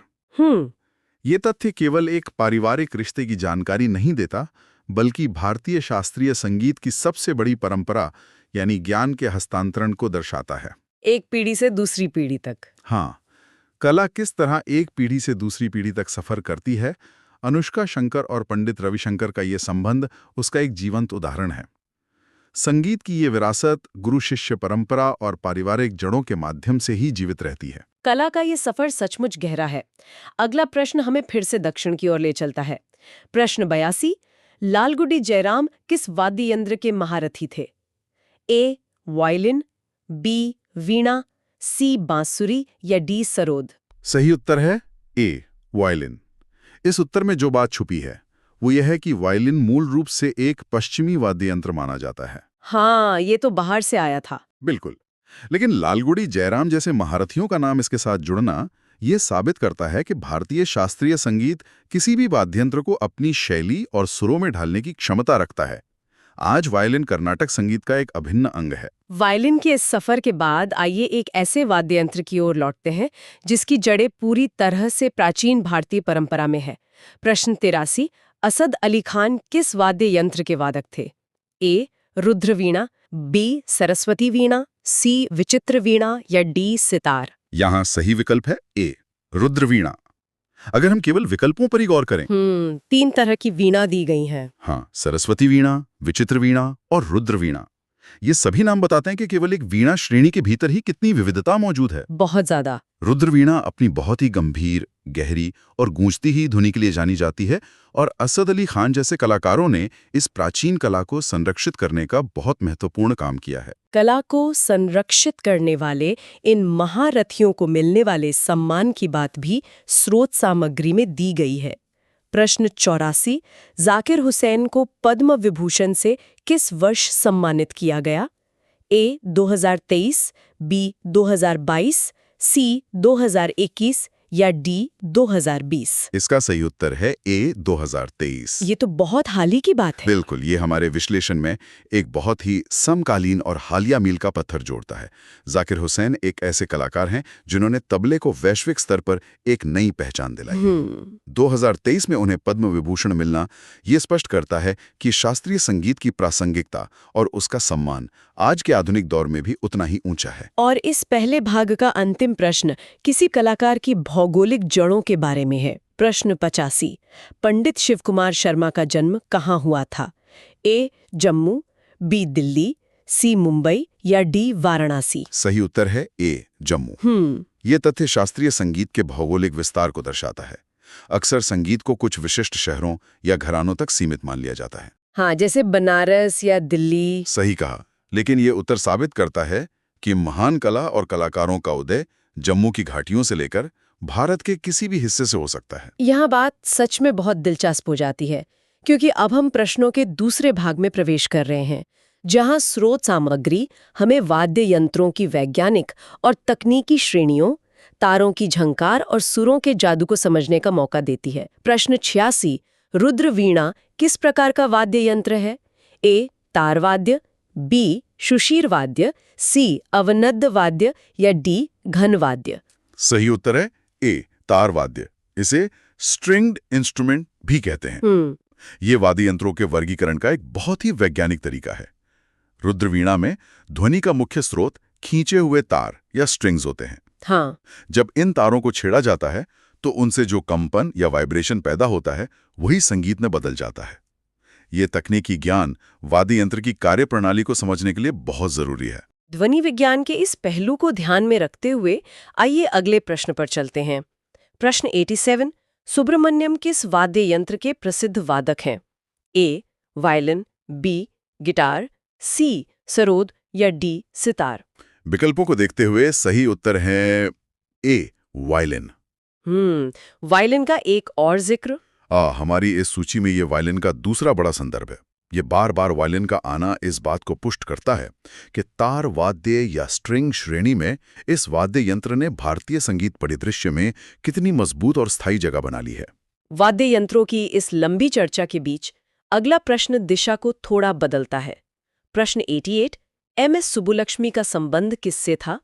ए शास्त्रीय गायन, बी वायलिन वादन, सी वीणा वादन या डी सितार वादन? यहाँ सही उत्तर है ए शास्त्रीय गायन। उन्होंने अपनी आवाज से पीढ़ियों को मंत्रमुग्ध किया। मानव स्वर की इस महिमा के बाद एक ऐसे वाद्य यंत्र की ओर लौटते हैं जिसकी ध्वनि अक्सर मानवीय आवाज के सबसे करीब मानी जाती है। प्रश्न 89, उस्ताद सुल्तान खान किस वाद्य यंत्र के प्रसिद्ध वादक थे? ए सारंगी, बी सरोद, सी सितार या डी तबला? इसका सही उत्तर है ए सारंगी। हाँ, सारंगी की आवाज तो बहुत ही दर्द भरी और खूबसूरत होती है। बिल्कुल, सारंगी एक ऐसा तार वाद्य है जो भावनाओं को बहुत गहराई से व्यक्त करने के लिए जाना जाता है। उस्ताद सुल्तान खान जैसे महारथी जब इसे बजाते थे तो ऐसा प्रतीत होता था जैसे कोई गा रहा हो। ये वाद्ययंत्र तकनीकी रूप से बहुत जटिल है, लेकिन इसका प्रभाव बहुत ही सीधा और भावनात्मक होता है। जटिल वाद्य यंत्रों की इस चर्चा में अगला प्रश्न हमें लोक संस्कृति की सादगी की ओर ले जाता है। प्रश्न 90, एक तारा किस राज्य का प्रसिद्ध लोक वाद्ययंत्र है? ए महाराष्ट्र, बी केरल, सी पंजाब या डी तमिलनाडु? सही उत्तर है ए महाराष्ट्र। लोक वाद्ययंत्रों का आना भी सूची में एक बदलाव है। हाँ, इस सूची में लोक वाद्ययंत्र का ये प्रवेश बहुत महत्वपूर्ण है। एक तारा का शाब्दिक अर्थ ही है एक तार। ये शास्त्रीय संगीत की जटिलताओं से उलट लोक संगीत की उस सादगी को दर्शाता है जहां केवल एक तार के सहारे आध्यात्मिक और लोक कथाएं कही जाती हैं। ये भारतीय संगीत की जड़ों का एक अलग पहलू है। लोक परंपराओं से वापस शास्त्रीय संगीत के एक बहुत ही विशिष्ट प्रणाली की ओर बढ़ते हैं। प्रश्न 91, विलायत खान किस घराने से संबंधित थे? ए. इटावा घराना, बी. दिल्ली घराना, सी. बनारस घराना या डी. ग्वालियर घराना? सही विकल्प है ए. इटावा घराना। ये प्रश्न संगीत की उस प्रणाली को सामने लाता है जिसे घराना कहते हैं। घराना मतलब एक स्कूल ऑफ थॉट? हाँ, घराना शब्द घर से बना है, जिसका अर्थ है एक ऐसा सांगीतिक परिवार या विचारधारा जहां किसी वाद्यंत्र या गायन की एक विशिष्ट शैली को पीढ़ियों तक संरक्षित, विकसित और परिष्कृत किया जाता है। विलायत खान और इटावा घराना सितार वादन के एक बहुत ही अनूठे और गायकी अंग के लिए जाने जाते हैं। घराने की इस अवधारणा के बाद इस दूसरे भाग का आखिरी प्रश्न फिर से गायन कला पर है। प्रश्न 92, पंडित जसराज का संबंध किस क्षेत्र से था? ए. शास्त्रीय गायन, बी. तबला वादन, सी. सितार वादन या डी. बांसुरी वादन? इसका सही उत्तर है ए. शास्त्रीय गायन। अगर हम इसे व्यापक दृष्टिकोण से जोड़कर देखें तो ये स्पष्ट होता है कि कैसे विभिन्न घराने और गायन शैलियां पूरे भारत में गहराई से फैली हुई हैं। एक और हमारे पास सारंगी और वायलिन जैसी जटिल तकनीकी श्रेणियां हैं, और दूसरी ओर पंडित जसराज और एम.एस. सुब्बलक्ष्मी जैसे कलाकारों की वो समृद्ध गायन परंपरा है जो बिना किसी भौतिक वाद्यंत्र के सीधे श्रोताओं से जुड़ती है। ये गायन और वादन का अद्भुत संतुलन है। अब हम इस चर्चा के तीसरे भाग की ओर बढ़ रहे हैं। ये भाग नवाचार, घरानों की निरंतरता और वाद्य यंत्रों की विविधता पर रोशनी डालता है। प्रश्न 93, टी.एन. कृष्णन किस वाद्य यंत्र के लिए जाने जाते हैं? A. Violin, B. Veena, C. Sarod या डी. सितार? सही उत्तर है ए. वायलिन। एक और वायलिन महारथी। बिल्कुल। टी.एन. कृष्णन का नाम वायलिन के साथ आना एक बार फिर इस वाद्ययंत्र की शास्त्रीय संगीत में गहरी पैठ को साबित करता है। ये दिखाता है कि कैसे एक ही वाद्ययंत्र पर अलग अलग कलाकारों ने अपनी महारत से अलग अलग छाप छोड़ी है। इसके बाद अगला प्रश्न हमें एक और महान गायक की ओर ले चलता है। प्रश्न 94, उस्ताद राशिद खान का संबंध किससे है? ए. हिंदुस्तानी शास्त्रीय संगीत गायन, बी. तबला, सी. सारंगी या डी. संतूर? सही विकल्प है ए. हिंदुस्तानी शास्त्रीय संगीत गायन। यहाँ विशेष रूप से हिंदुस्तानी शब्द का प्रयोग महत्वपूर्ण है। ये फिर से भारत की दो प्रमुख शास्त्रीय संगीत प्रणालियों, हिंदुस्तानी यानी उत्तर भारतीय और कर्नाटक यानी दक्षिण भारतीय में से एक की ओर ध्यान खींचता है। आगे बढ़ते हैं और देखते हैं अगला वाद्य यंत्र कौन सा है। प्रश्न 95, बुद्धदेव दासगुप्ता किस वाद्य यंत्र के लिए प्रसिद्ध थे? ए. सरोद, बी. सितार, सी. तबला या डी. संतूर? इसका सही उत्तर है ए. सरोद। सरोद बजाना काफी मुश्किल होता है ना? बहुत मुश्किल। सरोद एक ऐसा वाद्य यंत्र है जिसमें पर्दे, जिन्हें अंग्रेजी में फ्रेट्स कहते हैं, वो नहीं होता। अच्छा। जिससे इस पर सुरों को एक दूसरे में पिरोते हुए, जिसे मीण का काम कहते हैं, वो बजाना बहुत चुनौतीपूर्ण लेकिन सुरीला होता है। बुद्धदेव दासगुप्ता इस कला के एक बहुत बड़े हस्ताक्षर रहे हैं। अब स्रोत सामग्री से जो प्रश्न आ रहा है वो मुझे भी थोड़ा आश्चर्यचकित कर रहा है। प्रश्न 96, कादरी गोपालनाथ का संबंध किस वाद्य यंत्र से है? ए. Saxophone, B. बांसुरी, सी. नादस्वरम या डी. शहनाई? इस प्रश्न का सही उत्तर है ए. सैक्सोफोन। सैक्सोफोन मतलब पारंपरिक भारतीय वाद्य यंत्रों की सूची में एक पश्चिमी और विशेष रूप से जैज से जुड़े वाद्य यंत्र का होना सचमुच अप्रत्याशित है। ये अप्रत्याशित जरूर है, लेकिन ये संगीत की शक्ति का सबसे बड़ा उदाहरण भी है। कादरी गोपालनाथ ने सैक्सोफोन जैसे पूरी तरह से पश्चिमी विंड इंस्ट्रूमेंट या शुशीर वाद्य को लिया और उसमें भारतीय शास्त्रीय संगीत के रागों को इतनी महारत से बजाया कि वो पूरी तरह स्वीकार्य हो गया। ये दिखाता है कि संगीत की सीमाएं कितनी व्यापक हैं। और एक महान कलाकार किसी भी वाद्य यंत्र को अपनी कला के रंग में ढाल सकता है। बिल्कुल सही कहा। ये अनुकूलन वाकई प्रेरणादायक है। इसी से मिलता जुलता एक और बड़ा कदम अगले प्रश्न में है, जहां बात केवल वाद्य यंत्र अपनाने की नहीं बल्कि बनाने की है। प्रश्न 97, पंडित विश्वमोहन भट्ट ने किस वाद्य यंत्र का आविष्कार किया? ए. मोहन वीणा, बी. रुद्र वीणा, सी. सरस्वती वीणा या डी. विचित्र वीणा? सही उत्तर है ए. मोहन वीणा। इस तथ्य पर श्रोताओं को विशेष ध्यान देना चाहिए। ये केवल एक मौजूदा वाद्यंत्र बजाने की बात नहीं है, बल्कि एक पूरी तरह से नए वाद्यंत्र का आविष्कार करने की बात है। पंडित विश्वमोहन भट्ट ने एक पश्चिमी गिटार को भारतीय शास्त्रीय संगीत के अनुकूल बनाने के लिए उसमें बदलाव किए और उसे मोहन वीणा का नाम दिया। हाँ, ये नवाचार की चरम सीमा है। ये तो परंपरा और आधुनिकता का सीधा मिलन है। अब एक बार फिर से घरानों की ओर लौटते हैं। प्रश्न 98, शाहिद परवेज खान किस घराने के प्रसिद्ध सितार वादक हैं? ए. इटावा घराना, बी. किराना घराना, सी. जयपुर घराना या डी. मेवाती घराना? यहाँ सही उत्तर है ए. इटावा घराना। हमने पहले भी इस घराने की बात की थी। हाँ, पहले हमने प्रश्न 91 में विलायत खान के संदर्भ में इटावा घराने की बात की थी, और अब हम शाहिद परवेज खान को उसी घराने से जुड़ा हुआ देखते हैं। ये किसी घराने की निरंतरता और उसकी मजबूत उपस्थिति को दर्शाता है कि कैसे एक ही स्कूल ऑफ थॉट से कई महान कलाकार निकलते हैं। और इस तीसरे भाग का अंतिम प्रश्न 99, भजन सोपूरी किस वाद्य यंत्र से संबंधित हैं? ए. संतूर, बी. सरोद, सी. सितार या डी. तबला? सही विकल्प है ए. संतूर। संतूर तो कश्मीर से जुड़ा है ना? हाँ, संतूर मूल रूप से कश्मीर घाटी का एक लोक वाद्य यंत्र था, जिसे बाद में शास्त्रीय मंच कर स्थापित किया गया। भजन सोपूरी उन चुनिंदा कलाकारों में से एक रहे जिन्होंने संतूर की झिंकृत करने वाली धुनी को दुनिया भर में फैलाया। तो इस सब का आखिर क्या मतलब है? एक तरफ हम सैक्सोफोन देख रहे हैं, दूसरी तरफ मोहन वीणा का आविष्कार और साथ ही पारंपरिक संतूर और इटावा घराना भी। इसका मतलब बहुत स्पष्ट है। ये दिखाता है कि हमारी शास्त्रीय संगीत परंपरा कोई ठहरी हुई झील नहीं है, बल्कि एक लगातार बहती हुई नदी है। इसमें सैक्सोफोन जैसे नए वाद्य यंत्र जुड़ रहे हैं, मोहन वीणा जैसे आविष्कार हो रहे हैं, और साथ ही घरानों की पुरानी परंपरा भी मजबूती से खड़ी है। ये नवाचार और परंपरा का एक बहुत ही बेहतरीन मिश्रण है। ये एक बहुत ही सुंदर दृष्टिकोण है।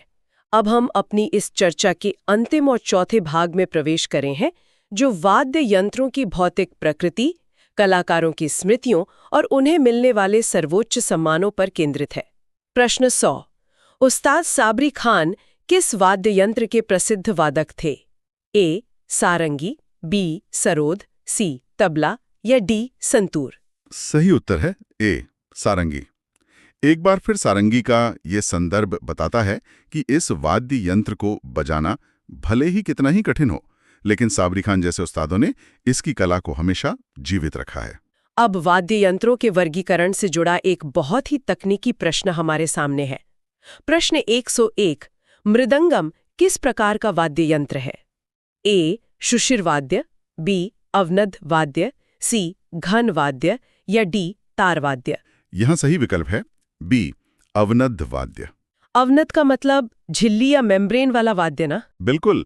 इसे समझना भौतिकी और संगीत के तालमेल को समझना है। अवनद का अर्थ ही है जो किसी झिल्ली या मेम्ब्रेन से ढका हो। जैसे हमने पहले तार वाद्य देखा था, जहां तार से ध्वनि निकलती है, अवनद वाद्य में ध्वनि एक तनी हुई झिल्ली या चमड़े की सतह पर आघात करके उत्पन्न की जाती है। तो तबला भी इसी में आएगा? हाँ, मृदंगम और तबला दोनों इसी वैज्ञानिक श्रेणी में आते हैं। ये वर्गीकरण वाद्य यंत्रों को देखने का नजरिया ही बदल देता है। आगे बढ़ते हैं प्रश्न 102 पर। पद्मश्री जो 2017 में दिया गया से सम्मानित तुलसीदास बोरकर का संबंध किस वाद्य यंत्र से है? ए. शहनाई, बी. हारमोनियम, सी. तबला या डी. सितार? इसका सही उत्तर है बी. हारमोनियम। इस प्रश्न से हमें दो बातें पता चलती हैं। पहला, हारमोनियम जो कि हिंदुस्तानी गायन में एक बहुत ही प्रमुख संगत वाद्य यंत्र है, उसका महत्व। और दूसरा, 2017 में उन्हें पद्मश्री से सम्मानित किया जाना। ये सम्मान उस वाद्य यंत्र और उसके वादक को मिलने वाली राष्ट्रीय पहचान को रेखांकित करता है। राष्ट्रीय पहचान से आगे बढ़कर अब बात करते हैं एक कलाकार के अपने जीवन को शब्दों में पिरोने की। प्रश्न 103, माई म्यूजिक माई लाइफ निम्नलिखित में से किसकी आत्मकथा है? ए. पंडित शिव कुमार शर्मा, बी. उस्ताद जाकिर हुसैन, सी. पंडित रविशंकर या डी. अमजद अली खान? सही उत्तर है सी. पंडित रविशंकर। बहुत ही खूबसूरत नाम है किताब का। हाँ, इस आत्मकथा का शीर्षक माई म्यूजिक माई लाइफ अपने आप में बहुत कुछ कह देता है। ये केवल एक किताब का नाम नहीं है, बल्कि ये उस समर्पण को दर्शाता है जहां एक महान कलाकार के लिए संगीत कोई व्यवसाय या अलग गतिविधि नहीं है, बल्कि उनका जीवन ही है। बिल्कुल, संगीत ही उनका संपूर्ण जीवन है। उनका जीवन और उनका संगीत एक दूसरे के पर्याय हैं। क्या अद्भुत विचार है। और अब हमारे आज के स्रोत सामग्री का अंतिम प्रश्न। प्रश्न 104। उस्ताद बिस्मिल्लाह खां को किस वर्ष पद्म विभूषण से सम्मानित किया गया था? ए 1968, बी 1980, सी 1991 या डी 2001? इसका सही उत्तर है बी 1980। यहाँ जो बात सबसे आकर्षक है वो ये है कि ये सम्मान और ये तिथियां केवल व्यक्तिगत उपलब्धियां नहीं हैं। हमने शुरुआत में जाकिर हुसैन के लिए 2023 का पद्म विभूषण देखा और अब उस्ताद बिस्मिल्लाह खां के लिए 1980 का। हाँ, ये पूरे संगीत जगत के लिए मील के पत्थर हैं। प्रश्न 105। इनायत खान किस वाद्ययंत्र के प्रसिद्ध वादक थे? विकल्प हैं ए सितार, बी सरोद, सी तबला या डी संतूर। और इसका सही उत्तर है ए सितार। और यहाँ जो ब्रैकेट में जानकारी दी गई है वो बहुत जरूरी है। इनका संबंध इटावा घराना से है। घराना सिर्फ एक स्कूल नहीं बल्कि पूरी परंपरा होती है। अब आगे बढ़ते हैं। प्रश्न 106। पंडित निखिल ज्योति घोष के गुरु कौन थे जिन्होंने उन्हें तबला वादन सिखाया? विकल्प है ए उस्ताद अहमद जान थिरकवा, बी उस्ताद अमीर खान, सी पंडित ज्ञान प्रकाश घोष या डी उस्ताद अल्लाह रखा। सही उत्तर है ए उस्ताद अहमद जान थिरकवा। उस्ताद अहमद जान थिरकवा जैसे गुरु का मिलना ही अपने आप में एक बड़ी बात है। उनके तबले में जो लय और बारीकी थी वो सीधे एक ऐसी महान परंपरा से आती है। चलिए अगला देखते हैं। प्रश्न 107। निम्नलिखित में से कौन सा वाद्ययंत्र वायु यानी एयर के प्रवाह से बचता है? विकल्प हैं ए पखावज, बी शहनाई, सी संतूर या डी सरोद। सही उत्तर है बी शहनाई। हवा के प्रवाह से संगीत पैदा करने की ये कला सच में अद्भुत है। बिना किसी तार के सिर्फ सांसों से इतनी मधुर धुन निकालना बहुत गहरी साधना है। आइए अब प्रश्न 108 पर आते हैं। विनायक राम, जिन्हें टी.एच. विनायक राम भी कहते हैं, उनको किस वाद्ययंत्र को लोकप्रिय बनाने का श्रेय दिया जाता है? विकल्प हैं ए घटम, बी मृदंगम, सी पखावज या डी तबला। सही उत्तर है ए घटम। घटम जैसी चीज को वैश्विक स्तर पर पहचान दिलाना कोई छोटी बात नहीं है। अब देखते हैं प्रश्न 109। सुरबहार वाद्ययंत्र असल में किसका एक बड़ा और गहरा रूप है? विकल्प हैं ए सितार, बी वीणा, सी सरोद या डी सारंगी। और इसका सही उत्तर है ए सितार। हाँ, सुरबहार सितार का ही एक बड़ा और गहरा रूप है। इसका आकार बड़ा होने से इसकी आवाज में एक अलग ही ठहराव और गंभीरता आती है। चलिए प्रश्न 110 पढ़ते हैं। उस्ताद विलायत खां को आफताबे सितार की उपाधि किसने दी थी? विकल्प है ए भारत सरकार, बी संगीत नाटक अकादमी, सी महाराजा ऑफ मैसूर या डी संगीत जगत के विद्वान। सही उत्तर है डी संगीत जगत के विद्वान। और ब्रैकेट में लिखा है इन्हें सितार का सूर्य माना जाता था। आफताबे सितार यानी सितार का सूर्य। जब विद्वानी किसी को सूर्य मान लें तो बात ही अलग है। आगे बढ़ते हैं प्रश्न 111 पर। पखावज वाद्यंत्र की उत्पत्ति किस प्राचीन वाद्यंत्र से मानी जाती है? विकल्प हैं ए मृदंग, बी तबला, सी ढोलक या डी डमरू। सही उत्तर है ए मृदंग। बिल्कुल, पखावज का आधार मृदंग ही है जो इसे हमारी सांस्कृतिक जड़ों से जोड़ता है। चलिए अगला देखते हैं। प्रश्न 112। अली अकबर खां को पद्म भूषण किस वर्ष मिला था? विकल्प है ए 1967, बी 1989, सी 2001 या डी 1975। सही उत्तर है ए 1967। 1967 का ये वर्ष याद रखने लायक है। अब आते हैं प्रश्न 113 पर। कामायचा वाद्य यंत्र बनाने में किसका उपयोग किया जाता है? विकल्प हैं ए शीशम की लकड़ी और बकरे की खाल, बी लोहे की छड़, सी पीतल के तार या डी बांस की छड़ी। सही उत्तर है ए शीशम की लकड़ी और बकरे की खाल। मैं तो सच में थोड़ा हैरान हूं इस प्राकृतिक सामग्री को लेकर। हाँ, ये सच में अनोखा है। प्रकृति की बिल्कुल कच्ची सामग्रियों से इतनी जटिल ध्वनि निकालना पुराने कारीगरों की गहरी वैज्ञानिक समझ को दर्शाता है। वो जानते थे कि खाल पर जब तनाव पड़ेगा तो कैसा कंपन होगा। आइए प्रश्न 114 पर चलते हैं।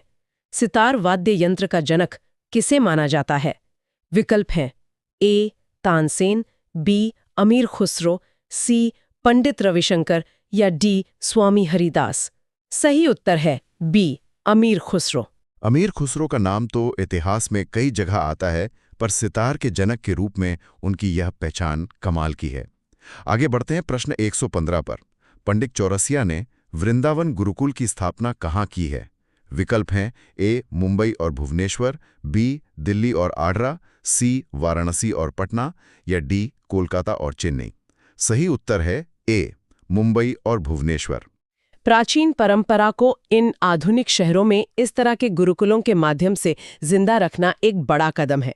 प्रश्न 116 देखिए, निम्नलिखित में से कौन सा वाद्य यंत्र ध्रुपद गायन के साथ संगत के लिए प्रसिद्ध है?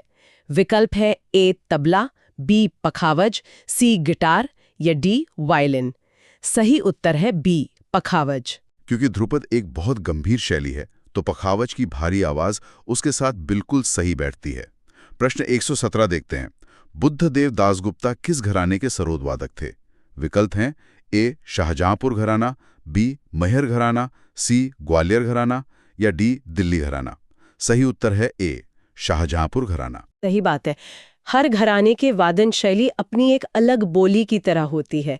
अब देखिए प्रश्न 118, जाकिर हुसैन के पिता अल्लाह रखा खान किस घराने से संबंधित थे? विकल्प है ए, पंजाब घराना, बी, लखनऊ घराना, सी, फर्रुखाबाद घराना, या डी, अजराड़ा घराना।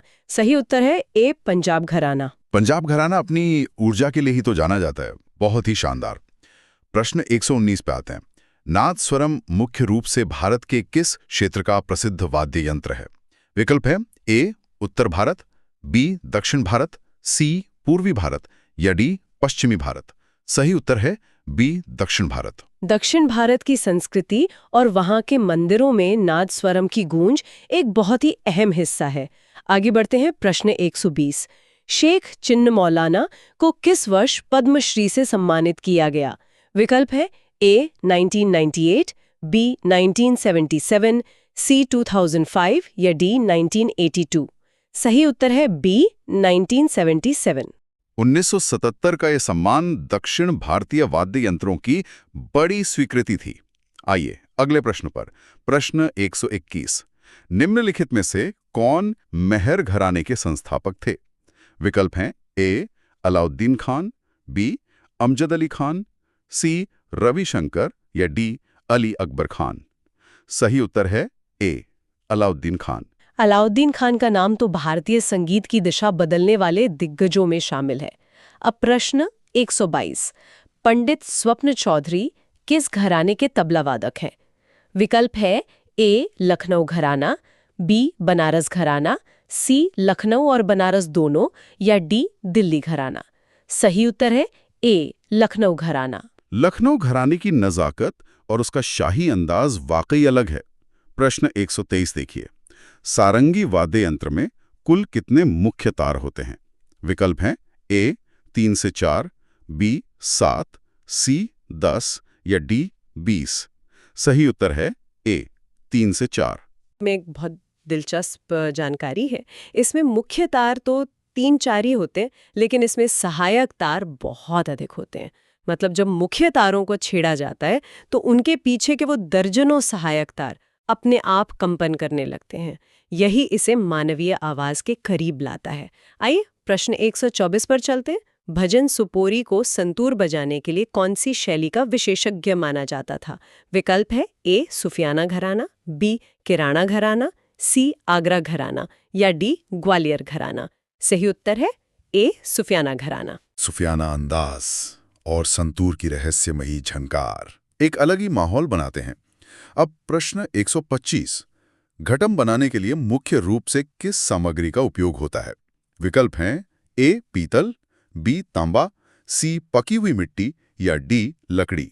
सही उत्तर है सी, पकी हुई मिट्टी। पकी हुई मिट्टी के बर्तन से बिल्कुल सटीक सुर निकालना हमारी लोक तकनीक की एक बहुत बड़ी विजय है। प्रश्न 126 देखते हैं। पद्म विभूषण, जो ब्रैकेट में 2023 लिखा है, उसके विजेता जाकिर हुसैन को पद्मश्री कब मिला था? विकल्प है ए, 1988, बी, 1995, सी, 2002, या डी, 2010। सही उत्तर है ए, 1988। 1988 में पद्मश्री और 2023 में पद्म विभूषण। ये 35 वर्षों का सफर एक कलाकार की निरंतर साधना को दिखाता है। प्रश्न 127 पढ़ते हैं। रुद्र वीणा के सबसे प्रसिद्ध आधुनिक वादक कौन थे जिनका निधन 2011 में हुआ? विकल्प हैं ए उस्ताद असद अली खान, बी विलायत खान, सी साबरी खान या डी बिस्मिल्लाह खान। सही उत्तर है ए उस्ताद असद अली खान। रुद्र वीणा जैसे भारी और दुर्लभ वाद्ययंत्र को संरक्षित रखने में इनका बहुत बड़ा योगदान रहा है। आइए प्रश्न 128 देखते हैं। विक्कू विनायक राम का पूरा नाम क्या है? विकल्प हैं ए थेथाकुडी हरिहर विनायक राम, बी त्रुवुरूर विनायक राम, सी तंजावुर विनायक राम या डी तमिल विनायक राम। सही उत्तर है ए। दक्षिण भारतीय नामों में अक्सर उनकी मिट्टी और पैतृक गांव का नाम शामिल रहता है, जो एक बहुत सुंदर परंपरा है। अब हम अपनी ये सूची के आखिरी 2 प्रश्नों पर हैं। प्रश्न 129। निम्नलिखित में से कौन गजल किंग के नाम से प्रसिद्ध थे? विकल्प हैं ए जगजीत सिंह, बी गुलाम अली, सी पंकज उदास या डी ये सभी।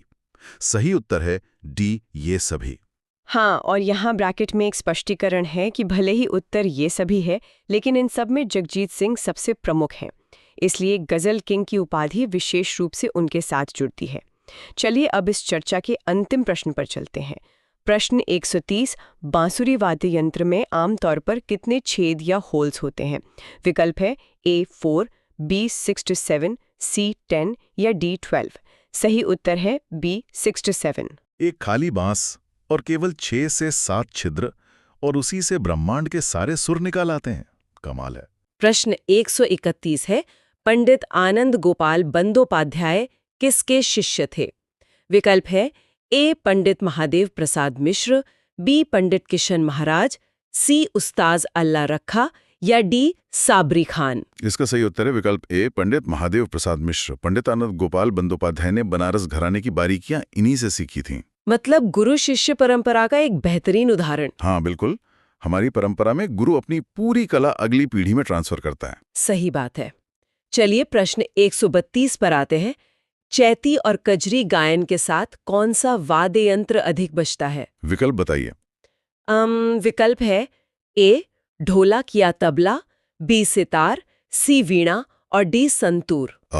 इसका उत्तर है विकल्प ए ढोलक या तबला। ऐसा क्यों? क्योंकि चैती और कजरी उत्तर प्रदेश और बिहार के बहुत ही जमीनी लोकगीत हैं। इनमें जो एक लोक लय होती है, उसे ढोलक और तबले की थाप से ही वो असली देसी रंग मिल पाता है। हाँ, ढोलक की आवाज से माहौल बन जाता है। अब प्रश्न 133 देखते हैं। राजीव तारानाथ को किस देश के सर्वोच्च नागरिक सम्मान से भी नवाजा गया है? जी। ऑप्शंस है A America, B France, C Canada या डी केवल भारतीय सम्मान मिले हैं। इसका सही उत्तर है विकल्प डी केवल भारतीय सम्मान मिले हैं। अच्छा, मुझे लगा था शायद कोई विदेशी सम्मान भी होगा। अक्सर लोग ऐसा ही सोचते हैं, लेकिन मुख्य रूप से इन्हें भारतीय सम्मान ही मिले हैं, जिसमें 2019 का पद्मश्री सबसे प्रमुख है। ये तो बहुत गर्व की बात है। अब वाद्य यंत्रों की बनावट पर आते हैं। प्रश्न 134 है। करताल वाद्य यंत्र किस धातु से बना होता है? इसके विकल्प क्या हैं? विकल्प ए लकड़ी और पीतल की डिस्क, बी केवल लोहा, सी केवल तांबा और डी चांदी। इसका उत्तर है विकल्प ए लकड़ी और पीतल की डिस्क। वो जो भजन कीर्तन में बजता है? बिल्कुल वही। लकड़ी का फ्रेम एक बेस देता है, और जब पीतल की छोटी डिस्क आपस में टकराती हैं तो वो एक गूंजने वाली आवाज पैदा करती हैं। धातु और लकड़ी का क्या शानदार कॉम्बिनेशन है। अब प्रश्न 135 की बात करते हैं। लालगुडी जयराम ने किस आयु में अपना पहला वायलिन प्रदर्शन दिया था? जी। विकल्प हैं ए 12 वर्ष, बी 15 वर्ष, सी 18 वर्ष या डी 20 वर्ष। इसका सही उत्तर है विकल्प ए 12 वर्ष। और यहाँ जो बात सबसे रोचक है वो ये है कि मात्र 12 वर्ष की उम्र में ये प्रदर्शन हुआ था। सिर्फ 12 साल की उम्र में? हाँ। वायलिन जैसे पश्चिमी वाद्य यंत्र को भारतीय कर्नाटक शैली में ढालना और इतनी कम उम्र में मंच पर बजाना सच में असाधारण था। वाकई कमाल की बात है। चलिए क्रम को आगे बढ़ाते हुए प्रश्न 136 पर चलते हैं। जी बताइए। पद्म विभूषण से सम्मानित अली अकबर खान का जन्म कहाँ हुआ था? विकल्प है ए शिवपुर, जो अब बांग्लादेश में है, बी कोलकाता, सी दिल्ली और डी मेहर। इसका सही उत्तर है विकल्प ए शिवपुर, जो अब बांग्लादेश में है। यहाँ बात सच में बहुत दिलचस्प हो जाती है। बिल्कुल, यह दिखाता है कि संगीत की सीमाएं राजनीतिक सीमाओं से बहुत बड़ी और पुरानी हैं। एकदम सच कहा। अब प्रश्न 137 लेते हैं। वीणा के विभिन्न प्रकारों में सबसे प्राचीन किसे माना जाता है? हाँ, ऑप्शंस क्या कहते हैं? ए सरस्वती वीणा, बी विचित्र वीणा, सी रुद्र वीणा या डी नालद वीणा। इसका सही उत्तर है विकल्प सी, रुद्र वीणा। इसे सबसे प्राचीन माना गया है और इसका नाम भगवान शिव यानी रुद्र से जुड़ा है। मतलब इसका जुड़ाव सीधे आध्यात्म से है। जी, इसकी ध्वनि बहुत ही गहरी और ध्यानमग्न करने वाली होती है। अब प्रश्न 138 की बारी है। उस्ताद सुल्तान खान किस राज्य से संबंधित थे? विकल्प है ए राजस्थान के सीकर से, बी उत्तर प्रदेश, सी मध्य प्रदेश या डी गुजरात। इसका उत्तर है विकल्प ए, राजस्थान सीकर। सारंगी वादन के लिए ना? जी बिल्कुल, वो भारत के बेहतरीन सारंगी वादकों में से एक थे और राजस्थान की मिट्टी का वो दर्द उनके संगीत में साफ झलकता था। बहुत खूब। अब आते हैं प्रश्न 139 पर। शहनाई वाद्ययंत्र में रीढ़ किसकी बनी होती है? जी, विकल्प बोलिए। ए नरकट, जिसे सी ग्रास या केन भी कहते हैं, बी प्लास्टिक, सी धातु या डी लकड़ी। इसका सही उत्तर है विकल्प ए, नरकट। इसमें प्लास्टिक या धातु का इस्तेमाल क्यों नहीं होता? क्योंकि नरकट एक प्राकृतिक सामग्री है जो इंसान की सांस के साथ वाइब्रेट करती है। इसी वजह से शहनाई की आवाज इतनी भावुक और इंसानी गले के करीब लगती है। प्रकृति का अपना ही विज्ञान है। चलिए प्रश्न 140 देखते हैं। पंडित निखिल बनर्जी किस वाद्य यंत्र के प्रसिद्ध वादक थे? जी, विकल्प है ए सितार, बी सरोद, सी संतूर और डी तबला। इसका उत्तर है विकल्प ए, सितार। उन्होंने अपनी एक बहुत ही शांत और गंभीर शैली विकसित की थी। तो हमने 20 में से 10 प्रश्न बहुत ही अच्छे से कवर कर लिए हैं। जी, चर्चा काफी अच्छी दिशा में जा रही है। बिल्कुल। अब गायन की शैलियों पर आते हैं। प्रश्न 141, ध्रुपद की कितनी शैलियां या बाणियां होती हैं? विकल्प क्या है इसके? ए 2, बी 4, सी 6 या डी 8? सही उत्तर है विकल्प बी, 4। अच्छा, वो 4 कौन सी हैं? गोबर, हार, खंडार, डागर और नोहार। ये बानियां असल में होती क्या है? आप इन्हें गायकी का अलग अलग अंदाज या डायलेक्ट समझ सकती हैं। कोई बानी बहुत कोवल होती है तो कोई बहुत ओजस्वी। समझ गई। अब प्रश्न 142 देखते हैं। उस्ताद साबरी खान के पुत्र का नाम क्या है, जो स्वयं एक प्रसिद्ध सारंगी वादक हैं? जी, ए कमाल साबरी, बी जाकिर साबरी, सी अहमद साबरी या डी विलायत साबरी? इसका सही उत्तर है विकल्प ए, कमाल साबरी। ये संगीत के प्रति उनके परिवार के समर्पण को दिखाता है। सारंगी बजाना तो वैसे भी बहुत मुश्किल होता है ना? हाँ, उंगलियों में कट लग जाते हैं, लेकिन फिर भी पीढ़ी दर पीढ़ी इस कला को सहेजा जा रहा है। सच में ये अनमोल है। अब तकनीक से जुड़ा प्रश्न 143 लेते हैं। सुर बहार को बजाने के लिए किसका उपयोग किया जाता है? विकल्प बताइए। ए मिजराब, बी धनुष या बो, सी छड़ी और डी केवल उंगलियां। इसका सही उत्तर है विकल्प ए, मिजराब। सुनने वालों के लिए ये मिजराब क्या होता है ये भी बता दीजिए। जरूर। मिजराब धातु के तार से बना एक तिकोना छल्ला होता है जिसे तर्जनी उंगली में पहना जाता है। सुर बहार के तार मोटे होते हैं तो उन्हें खींचने के लिए इसका इस्तेमाल जरूरी है। अच्छा, मतलब बिना इसके उंगलियों से बजाना मुश्किल है? बिल्कुल। अब प्रश्न 144 पर आते हैं। शिव कुमार शर्मा ने संतूर के साथ अपनी पहली एल्बम कब जारी की थी? जी, ए 1955, बी 1960, सी 1967 या डी 1972? इसका सही उत्तर है विकल्प बी, 1960। इस एल्बम की इतनी अहमियत क्यों है? क्योंकि इससे पहले संतूर सिर्फ कश्मीर का एक लोक वाद्य यंत्र था।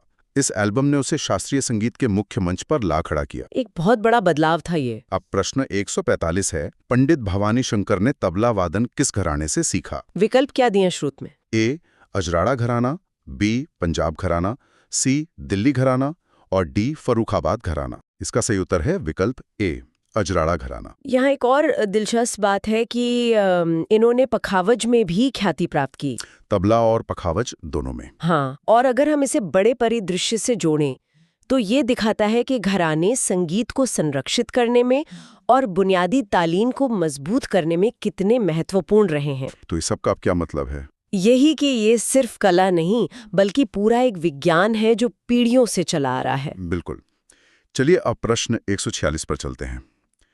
नादा स्वरम को बजाते समय किस देवता की स्तुति की परंपरा है? जी, ऑप्शंस बोलिए। ए. भगवान गणेश और शिव, बी. भगवान विष्णु, सी. माता सरस्वती या डी. भगवान इंद्र। इसका सही उत्तर है विकल्प ए, भगवान गणेश और शिव। इसे खुले में बजाते हैं ना? हाँ, इसकी आवाज इतनी तेज होती है कि इसे खुले आसमान के नीचे मंदिरों में बजाया जाता है।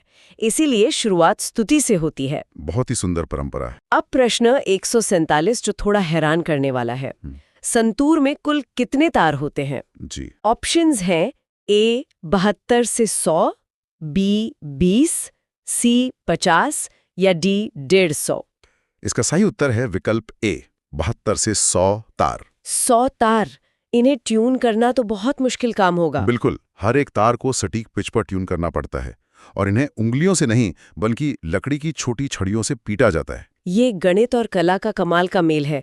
अब प्रश्न 148 है, उस्ताद बिस्मिल्लाह खां का वास्तविक नाम क्या था? विकल्प बताइए।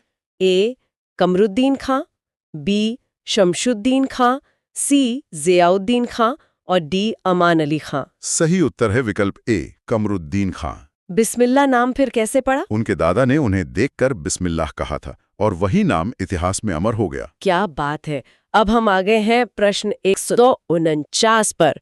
मोहन वीणा में कितने मुख्य तार होते हैं? जी। विकल्प है ए 20, बी 3, सी 7 या डी 12। इसका सही उत्तर है विकल्प ए, 20।